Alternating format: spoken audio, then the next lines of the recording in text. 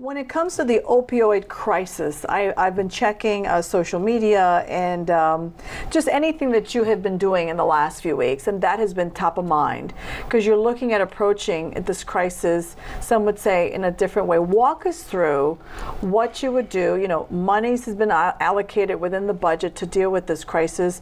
The cases, it's just the numbers have shot through the roof, something like a 90% increase from this time last year. I mean, it's just heartbreaking. So how do you deal with it? It is heartbreaking. And you know, Ybeth, I have a unique perspective on this crisis.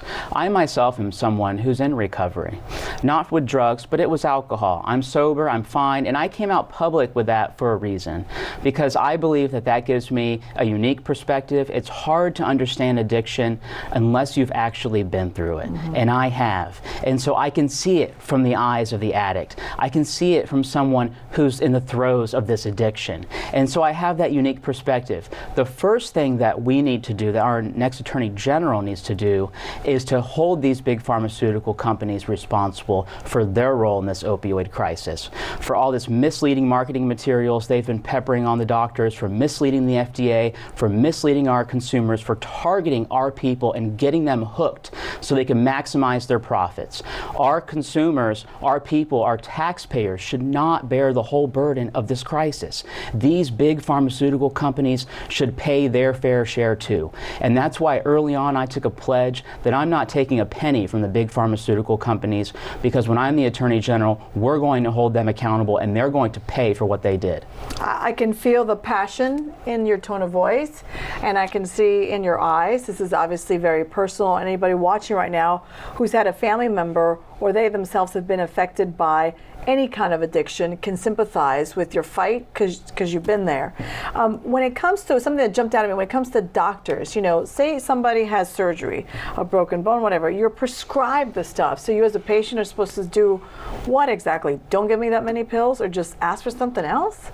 Sure. So, you know, and when I talk about this crisis, I'm not talking about the patient who wants to go to work and has chronic pain and doesn't want to be on disability. The only way they can go to work is by taking a prescription painkiller. I'm not talking about them. Okay. What we're talking about is someone who's hooked on this stuff, they're addicted, they want to get better, and they can't because they're addicted. We need to make sure that that person has access to affordable treatment so that their brain can start to heal again, they can be cured of the addiction and become contributing members of society again. But treatment's expensive. The help that they need to get is expensive.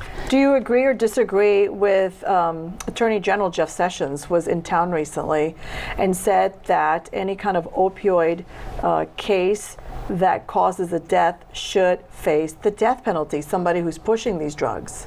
You know, I disagree with Jeff Sessions. You know, I thought it was ridiculous that he came here and he said that he thought a good cure for it was to take some aspirin.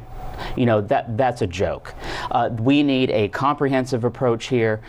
We need to be as tough as possible on these dealers. As Attorney General, I will have no tolerance whatsoever. These drug dealers, these opioid dealers need to be locked up. But what we need to keep in mind too is that for too long in this state, we've been following a double standard. And these pharmaceutical company executives who had as their business plan to get our people hooked, they need to be held accountable too. It's not just the dealers, it's these big executives that were targeting our people. It's scary. Pam Bondi has been the Attorney General since 2011. You talked about what you think is wrong within her office. You made it sound just a few moments ago like it's bloated. You would have to change personnel. Is there something that she's done right in the last, since she's been in office? You know, Ybeth, I think that her efforts to shut down the pill mills was well-intentioned, but that she did not think through this problem all the way through like she should have. Because what ended up happening was a lot of folks who were going to these pill mills and getting these painkillers, they got cut off access all of a sudden because of the shutdown. Now they're on heroin, they're on fentanyl, they're on carfentanil, and that's why they're dying from these overdoses so rapidly. Some forms of carfentanil can be 10,000 times as strong as morphine.